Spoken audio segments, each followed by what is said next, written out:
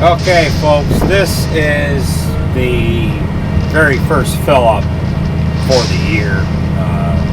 It's May 9th, 2018. A little late getting this part of the video out.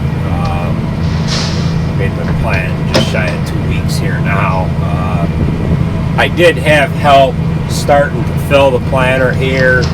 One of the guys that was helping me ended up leaving to go pick stones, but I dumped originally 32 bags in the planter, and I ended up putting another 16 because it does hold 3 bags per hopper.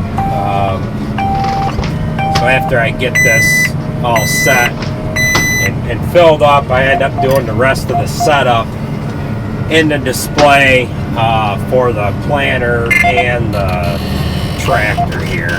So you'll see throughout the video how I end up going through that setup procedure. So we're all full here now. I've just got some stuff to organize that I'm getting out of the hay barn here. Okay, so I've got my seat tag here, and I need to look at the bag, and it'll tell you how many seeds are in a pound here somewhere. Usually it's, if it ain't on the tag, it's on the printing of the bag. So right there I've got 1,695 seeds, kernels, per pound. So I don't have a stinking pen in my pocket. I don't know where that went. I better put that in my phone so I don't forget it.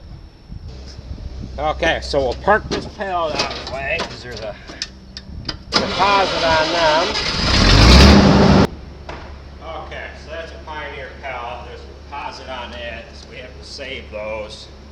It's going to charge us $35 or something like that if we don't return it. So like I said, we plant 11 varieties of corn. Yeah, the green bags is alfalfa. Yeah, we got some Doblers here. Pioneer, Mycogen, Cropland, Hubner.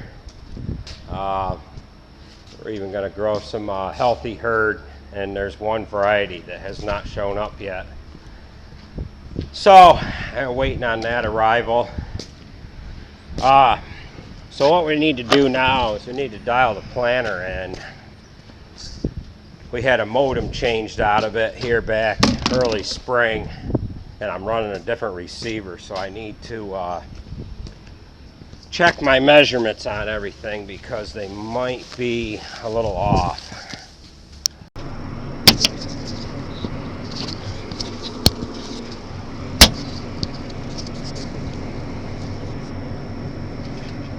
Okay. So what I'm going to do is I'm going to write down on my seed tag 1,695 seeds per pound. Now we're going to go in here. Go to there. Now,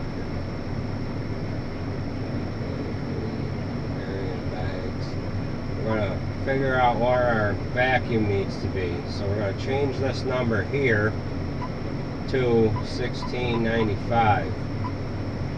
Now it's telling us that we need 13.9 inches of vacuum. I'll write it on my tag here, and then I save the tags. I usually throw them in the side box here, and we keep them throughout the year. And if we have any trouble with the seed, we've got the lot number right on there instead of putting the lot number in under my variety here. So I'm going to continue my setup here. We've just got done with the grain drill. So we need to go through and set up the display here. So we are planting BMR corn, crop season 2018.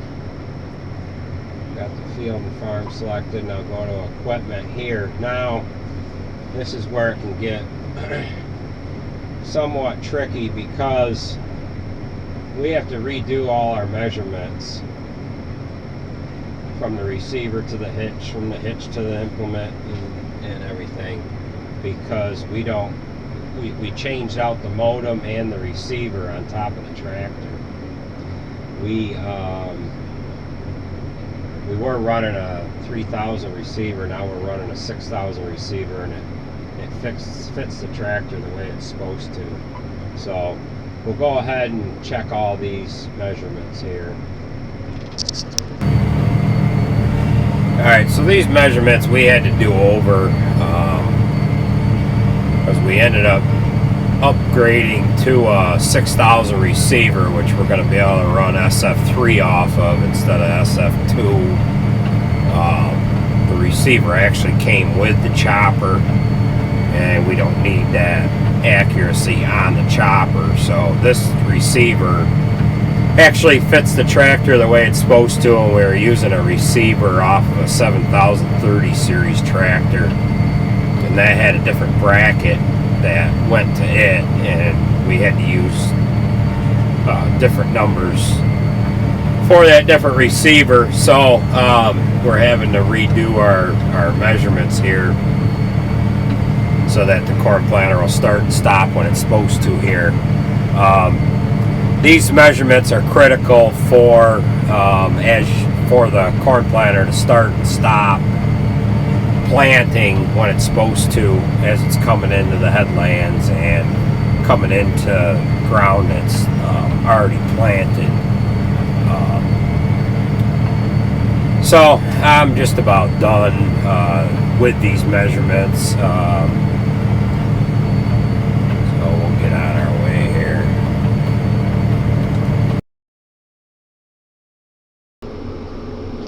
Okay, so we got all our measurements in.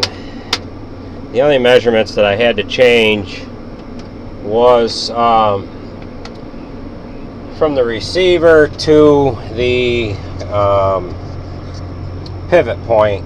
Last year I had it set to where the planter hooks on the 3-point hitch. So that measurement that went from the 3-point hitch back to where the seed drops, I had to change that, and I had to change from the receiver, the measurement from the receiver to the hitch point. Actually going from where you're supposed to measure from, and that's the pivot point of the actual hitch of the planter, where it meets the knuckle on the 3-point hitch itself. I have this variety. There's 1,695 seeds per pound, and I need to run the vacuum at 13.9. And how I got that vacuum number was, you go into your totals page or whatever, and then you just select.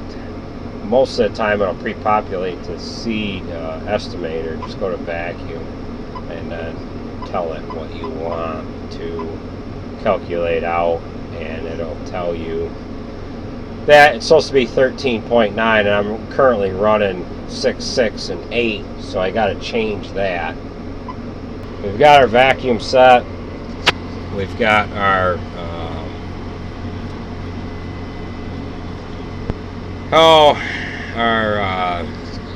seed all loaded. Now we're going to fire the seed units and let them turn. See if I can remember which setting that is. Alright, we're going to go to here. Alright, this will turn the meters.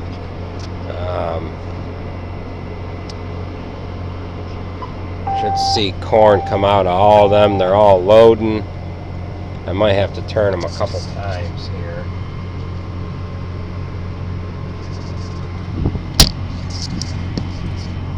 I'll try once more.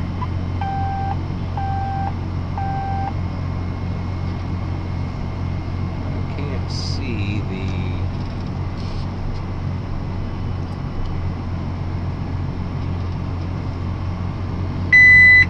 Usually I can see the hand on it.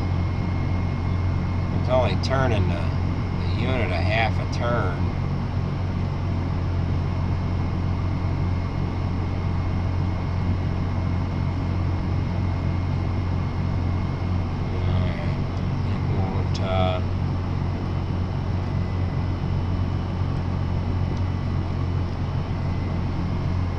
Alright, now we're back in the up position. Alright, there we go. We just fired that a half a turn, and it looks like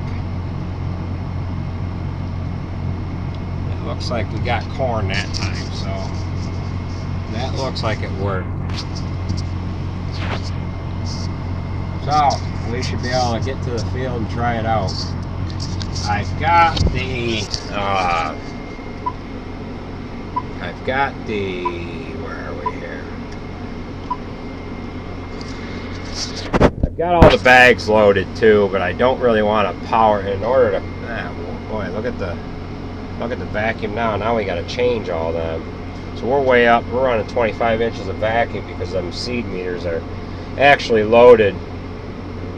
So we're going to calm them down a little bit.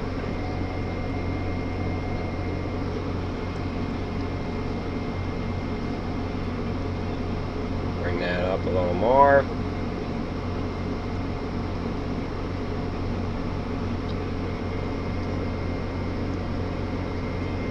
I'm going to say usually I'm running below 3 on the hydraulics. Alright, that one's going to change when I slow this one down. Around 2.7, let that calm down a little bit.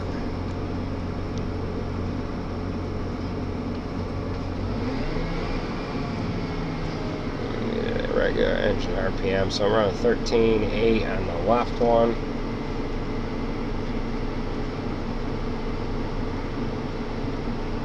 $14, 2, 3, that's pretty good right there. 2.8. Bring it down a quarter. Alright, that one's good. The right one. I'm going to bring this one up a little bit.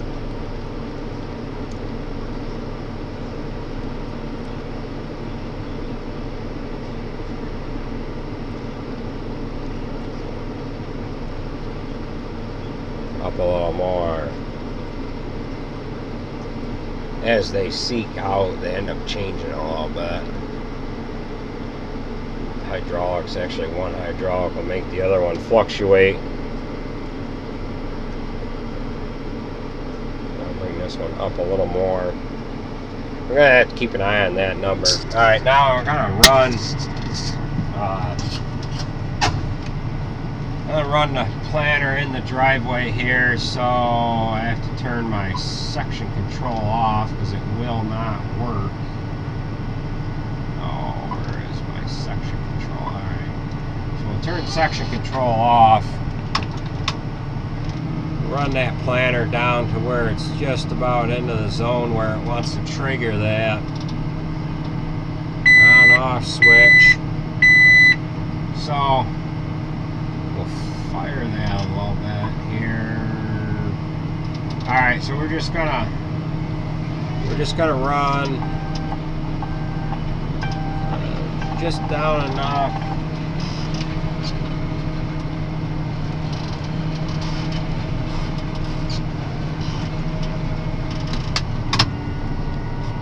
Alright, now we gotta go and see if we had seed coming out of all of them.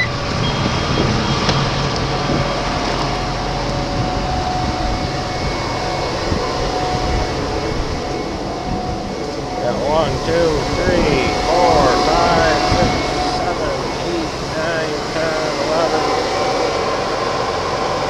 12. 12 didn't run. We got problems with 12.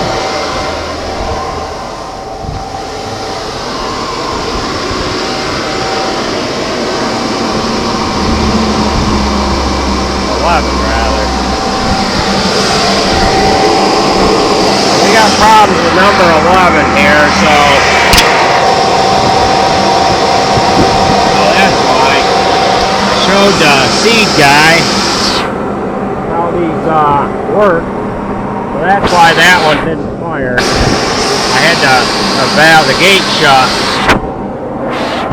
Actually, the nutritionist was here and I showed him how that opens up. So,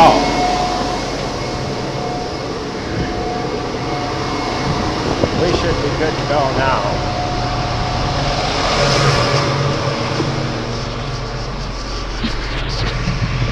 So, number 11, I had the nutritionist was here earlier, and I showed him how those meters open up.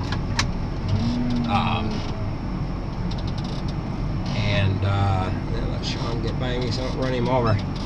I showed him how the meters opened up, and I shut that stinking gate, forgot to open it back up. So we're just gonna pull ahead again and make sure that one goes here. So we'll put this down just in far enough.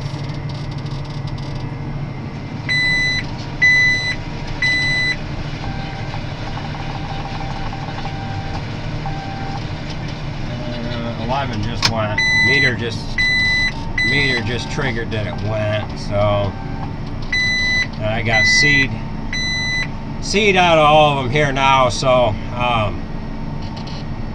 we're gonna pack her up and get her on her way here. I checked the in-furrow unit earlier, and that ran. So we'll go ahead and we'll fold this up, float my vacuum remotes and my seed drive.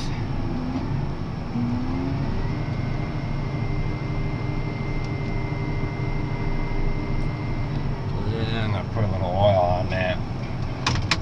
I'll put a little oil on that beam there, and then we'll get it. Alright, so I oiled up the beam there, and almost like a graphite or something. Would probably be better for that, because all the dirt does is collect dust, and probably makes it actually chalk up much more than if you just left it dry. Kind of like oil on a chain in a dusty environment. All it does is bring in the dust and runs that crap around your chain, and all you do is wear out sprockets prematurely and oil and everything else. So we're going to get this thing turned around here and start heading out. And I can go the other way here.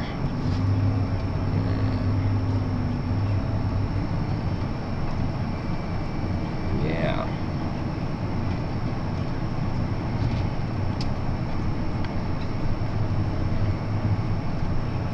Okay, so we're gonna hit the road here, and hopefully everything works as it's supposed to, which I don't doubt it will. It's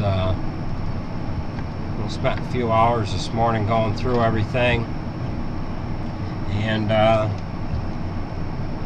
flasher don't work. I have to get a bulb for that, so I'm gonna run in and get it. Oh, there it goes. That doesn't want to work. What's it doing here? That must have a ground issue. I'll have to tap on that and get that thing to work. It's staying on solid. Alright, so I'm going to tap on that light and get that thing fixed, and we're going to get on our way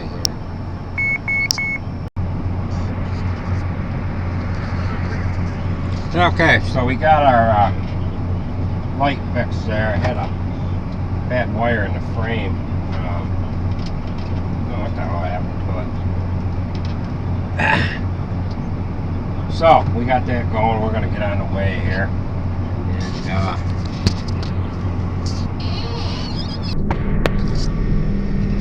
Alright, we're just rolling up on the farm that we're going to plant. I got to back into the fertilizer truck here and get loaded up. These guys are picking stone. That should be the last field they have left here. Jared, he's disking with the 9410. Landau disc, and Nate is discing the 8320 over in here behind the barn. He's actually got to speed up some. Could go a little faster there.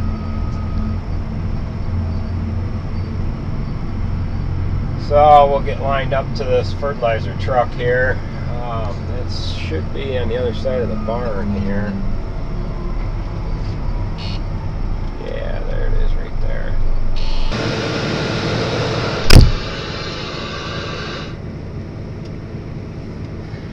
Okay, so he's gonna go ahead and move out of our way here.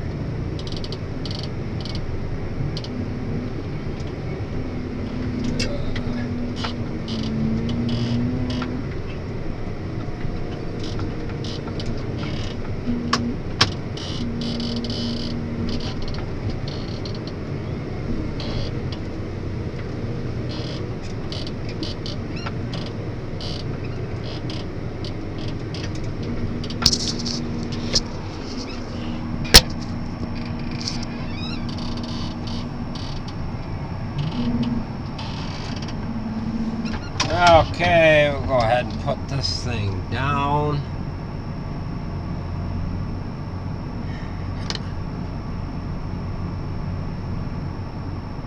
As level as we can, because I want to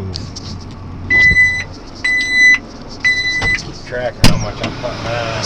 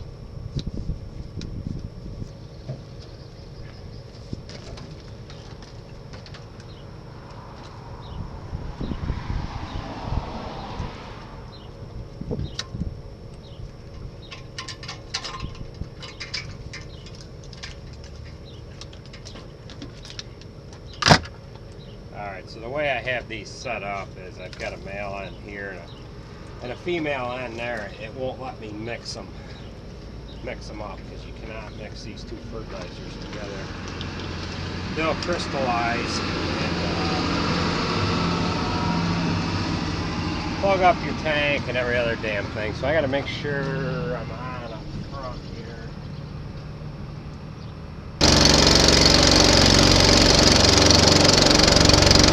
Okay, so we'll let these fill up. This tank here is applying product in furrow, running through them orange tubes there. And yeah.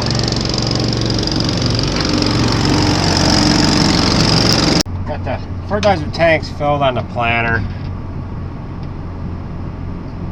Seeds loaded. Got my field picked out in the display.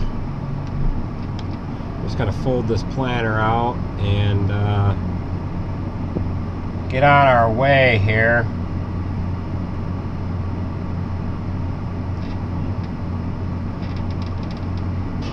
Oh, I gotta back up and go forward.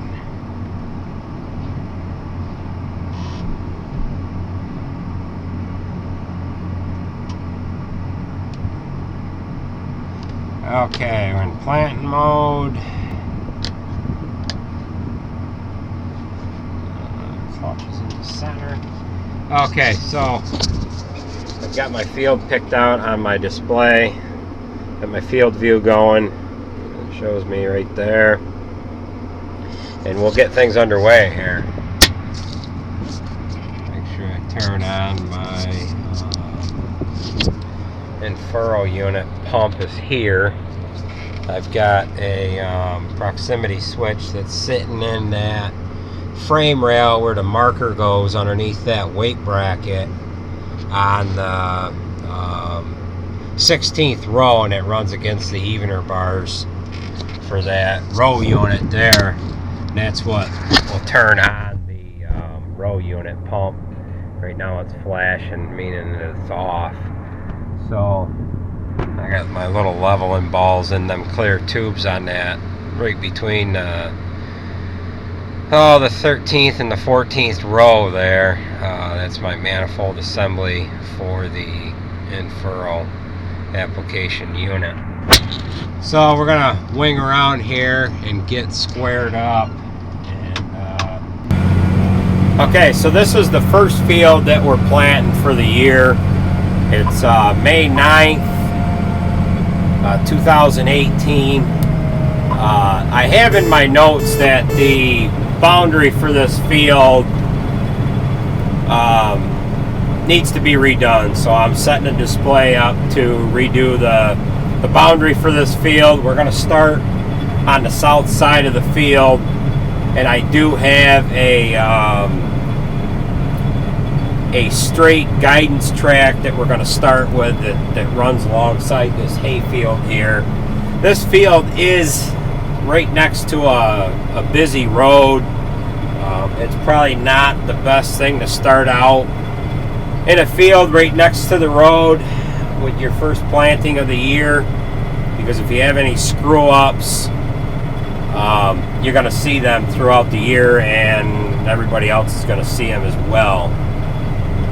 It is just about 13 days after we started planting that I was able to stop in the field here, and that's what you're seeing here now. This is just 13 days after this field was planted. I stopped in and walked across this field, and the planter did what it was supposed to do. There's no embarrassing problems or anything, which is a good thing, because we are, right next to the road. It did just get done raining, and there's quite a bit of mud stuck to my shoes here. But I'm just kind of walking across the field and just kind of checking things out. It is a little late. It is after the fact here, but the amount of time that I spent doing the setup, I was fairly confident that the planter was going to do what it was supposed to do, and that's going to about do it for this video. Thanks for watching, folks, and we'll catch you at the next video.